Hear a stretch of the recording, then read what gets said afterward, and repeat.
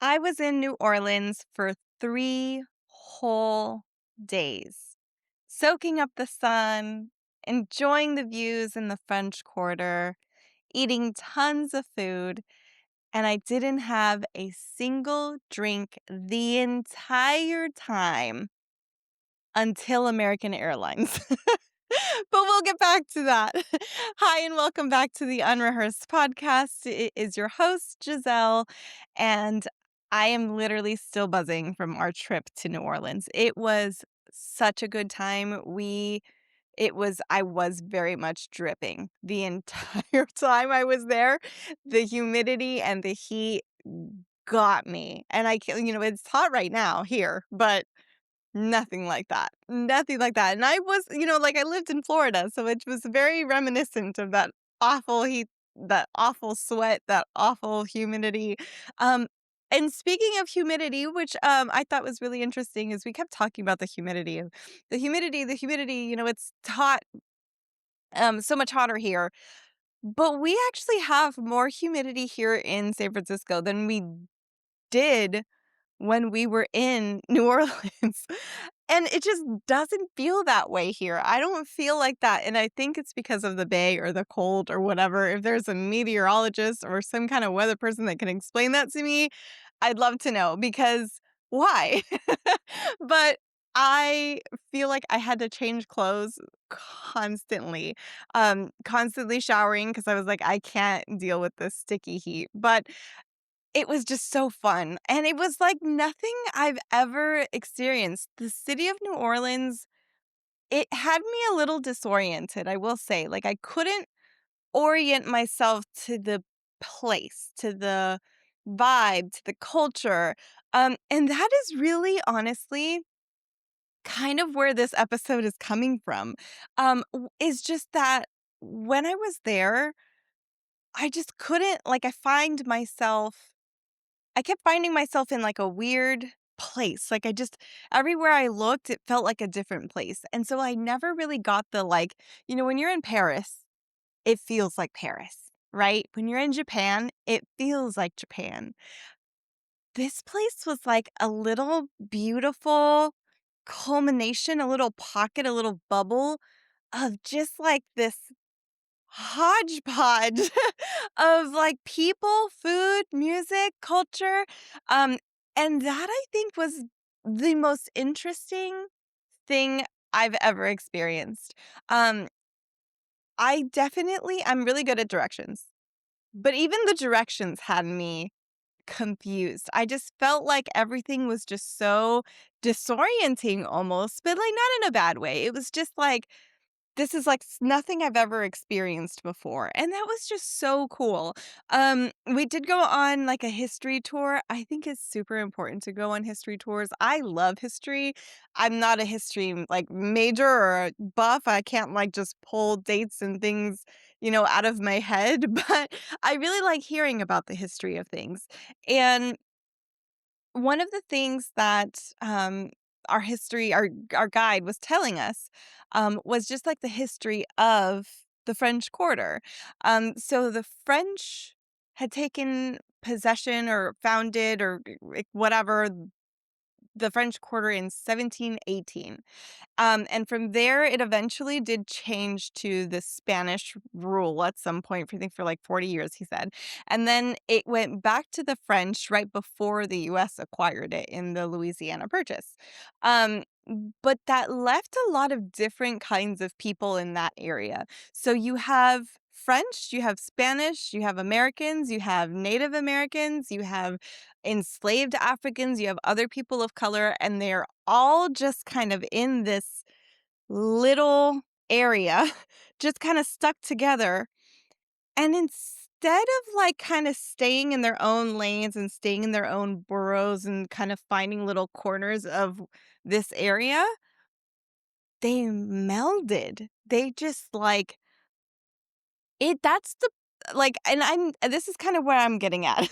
This is the part that is really interesting to me, is that they just adopted, and I'm sure it was very difficult. I'm not saying that it was just like everybody just got along and everyone was fine and, like, and now here we are today in New Orleans. Like, I'm sure it was really difficult, but over time, all of these, like, little integrations of food, culture, history, and just general vibe, all became this beautiful little area of the French Quarter. The buildings, architecture, like, just even look at architecture. That's why did that sound weird? Um, just all had little bits and pieces of, like, history and little bits and pieces of different, like, areas, different cultures, different, like, again, some things were French, some things were Spanish, some things were American, and you could even see that in, like, the street signs, like, you would have, like, the French sign, you'd have the Spanish sign, and you'd have the American sign, and there was all one corner had all 3 signs. How cool, right? I mean, like, that you could actually have and maintain this historical landmark, this historical sign, this historical just like corner piece of something, and be able to actually still go there and experience it and see how this all just kind of like put together this area. I mean, it was really fascinating to me, because I kind of was thinking, why are they so protected? I feel like there isn't really a word for it. I don't think that I couldn't find a word for it when I was kind of thinking through this process. So this like episode, it was just kind of like that feels so much like a bubble. Like it really, and I used to think that we were a bubble here in the Bay Area. I still say it. I'm like, we live in a bubble. Like the rest of the world isn't like this. Like even the rest of the like outside of the Bay Area isn't like this.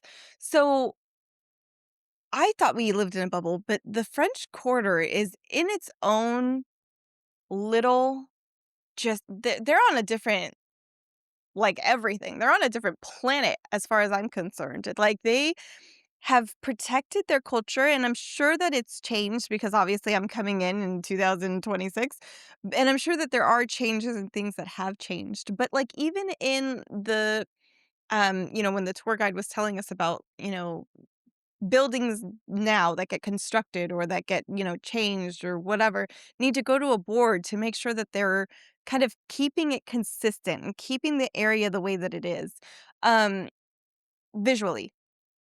And I think that that is just so amazing that after all this time, I mean, 17, 18, till now, all of these people and things that have changed and then culminated into the area that it is now has still managed to keep little parts of culture and tradition throughout time and throughout change and throughout growth and all of the amazing things that we have now.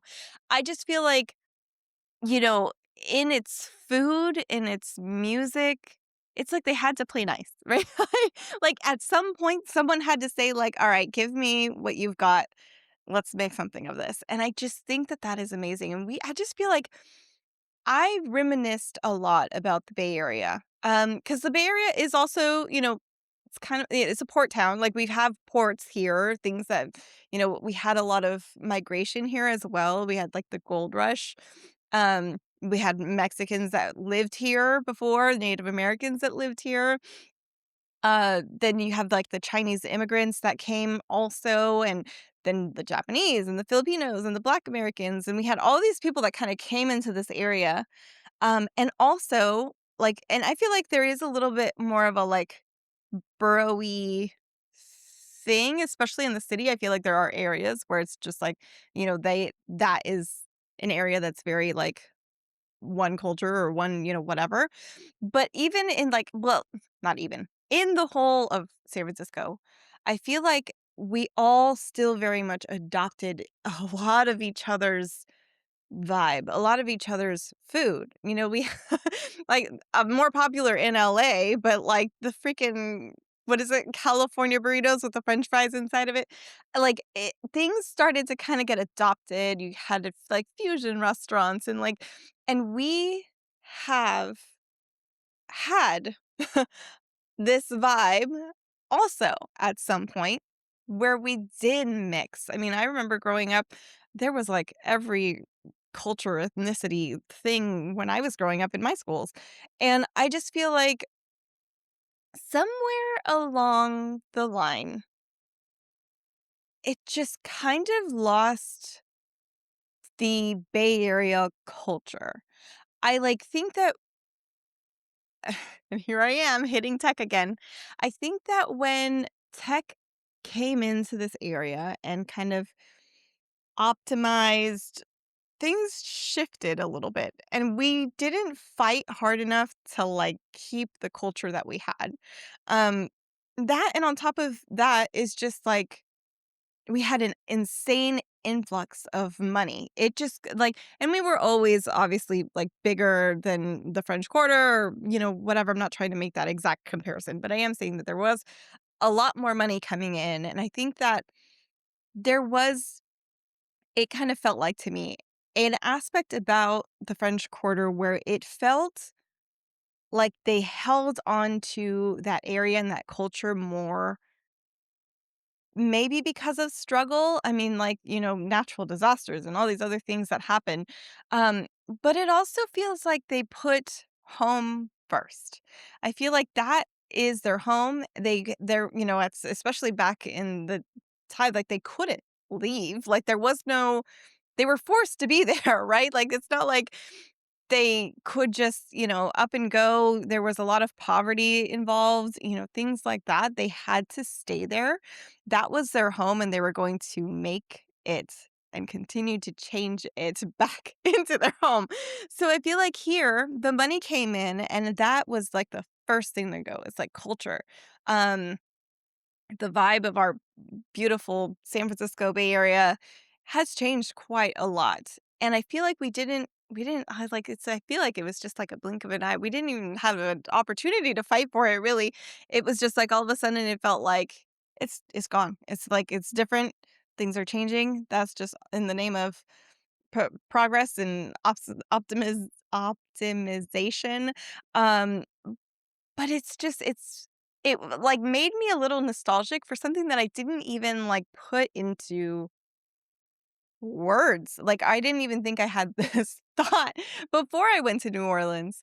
Um, and it's really a beautiful place to be. It is, like, such a vibrant city with a lot of different aspects, a lot of different kinds of people. People still have that really beautiful, like, um attitude towards each other. I just think that, uh, it was just a really it was like almost it was kind of a culture shock to me because here here we're just like, "Go, go, go," everything's crazy and all the time, and that's just how it is. Um, but to be able to go to New Orleans where things are a lot slower, kind of reminiscent of the French culture of, like, you're gonna sit here, the food's gonna come when it comes, and you're just gonna hang out, and that's just part of it. That's part of the experience is we're just sitting here enjoying our meal, no one's rushing you, people are friendly, people are super just kind. I had a man, like, bump into me at like, he was coming out of a store and I was walking and he, like, bumped into me and didn't because I wasn't really looking and he's just like, "Oh, sorry, baby," and just kinda, like, walks off. But it was just, like, politeness, just, like, that human connection moment of, like, "Oh, hi, bye." Sorry, that sort of thing, um, was really interesting to see. There is a lot of construction going on in New Orleans, um, right now. I mean, not well, we were in the French Quarter. We didn't go like into the greater area of New Orleans, but there is a lot of construction there. But I feel like it was so happy, like I was so happy to hear that they were still even then, like, they have boards for this stuff to keep the area the way that it is. Really historic buildings, really old buildings that are there that have changed hands in history and all of these things. Um, was really cool to see that people are very actively attempting to keep the area the way that it is, and keep the heart of the French Quarter the way that it is. I loved that so much. And so, like, the one thing that I also didn't know is that, you have, um I wanna say it was Canal Street. I'm sorry. But it was, like, one side was, like, the American side, when the Americans started to kinda come in, the other side of that street was the French side, which again had already integrated with a lot of other different types of people. But you can just very see this like stark difference of like the French Quarter side and like the American side, which is like tall buildings, industrial like things, and all of that. You go into like the French Quarter, and it's like these beautiful buildings with galleries and like all of the ironwork on all of the buildings. Uh, Really cool. And kind of makes me sad. It kind of made me sad about just how just you know how easily we let go of the heart of what the Bay Area felt like before. Um, yeah, I wish that we could go back there. I think that we should be intentional if we can try to kind of keep the culture of the Bay Area alive and to kind of um keep the heart of what the Bay Area was. I would, or if we could even, right, just go back and try, or revive that heart, that melding. I think we use the melting pot word a lot. Um, with a lot of different kinds of things. It's like, "Oh, it's a melting pot. Oh, it's a melting pot." Nothing like New Orleans. Like, I feel like if the melting pot had a dictionary definition, it should be New Orleans. And how what a beautiful thing that is, to be able to say, like, we have maintained the heart of our city, and the vibe. Po' boys are amazing. Po' boys are amazing. My friend almost killed me with some really spicy shrimp, that she told me was not spicy, but the other thing that I thought was really good about the food was that it didn't have to be spicy to have this amazing flavor, and you can even in the flavor of the food, you could just taste the different kinds of, like, mixes, the different kinds of, like, stuff that gets thrown in there and just makes it amazing. I mean, it just what a great time, and we were only there for a little, like, bit of more than, like, less than 3 days. It was 3 days total maximum, but I loved it. Hot, and I did get bit by, like, something. I got bit by something on my ankle, and it made my ankle joint hurt. So if there is, like, a bug person out speaking of bugs, excuse me, um, if there is a bug person out there that could tell me what possibly could have made that happen, I would definitely love to know. But, um, so American Airlines, let's talk about it. Let's chat. I'm not gonna tell you guys the whole story because, for one, I feel like it will just serve to stress me out again. Number 2, if you really wanna know, Ellie Odyssey, I'm sure, is going to have the whole video at some point. But bottom line is that we got delayed going, and we had to change our flight, which was seamless and fine. Like, it was, not exactly the timeline that we wanted. No big deal. It's fine. Um, on our way back, we also got delayed. Tried to attempt to do the same thing, and that did not happen. So it was so much more complicated than it needed to be, and we ended up losing half a day. By the end of it, my poor friend was just like, she had had it. We were both stressed and, like, really irritated. Um, and even though we had the opportunity, for 3 days to have a amazing icy to-go cup full of alcohol and sugar, and passed by jazz bars and restaurants and walked Bourbon Street like a gajillion times, which I also didn't know had bars that were 24 hours.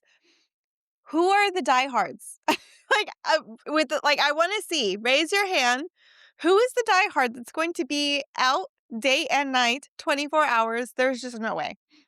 It was actually really funny when we woke up, um, Sunday morning, like, there was nobody on the street, and I was like, "Everybody's nursing a hangover, I just know it." I just know it. Um, but all of the beautiful opportunities I had to have a really New Orleans experience, I was a good girl. I was like, "Nope, I'm not gonna do it. I'm not gonna do it. I wanna be refreshed when I wake up tomorrow morning. I don't wanna get a headache, I don't wanna be dehydrated, I don't wanna go looking for a bathroom, God forbid." Um, but it took that experience from American Airlines to just push us over our edge.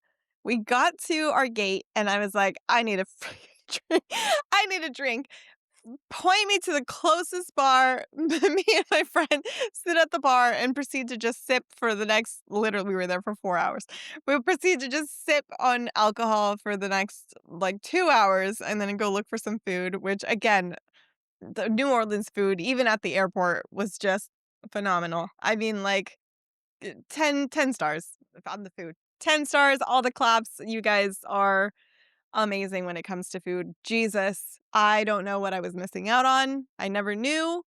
Now I know, and so I'm sad about it. But yeah, that was kind of my little experience, my little tidbit that I came back with. I just love places and again, I've never been any place like that. So yeah, let's all slow down. Let's all, keep our culture alive wherever you are in the world. I think that is so important to maintain and protect your culture, maintain and protect the energy of your city, of your hometown. Um, and for the love of God, fly Delta. It has been so fun to be here with you guys. We will catch you in the next one. Mwah! See you later. Bye.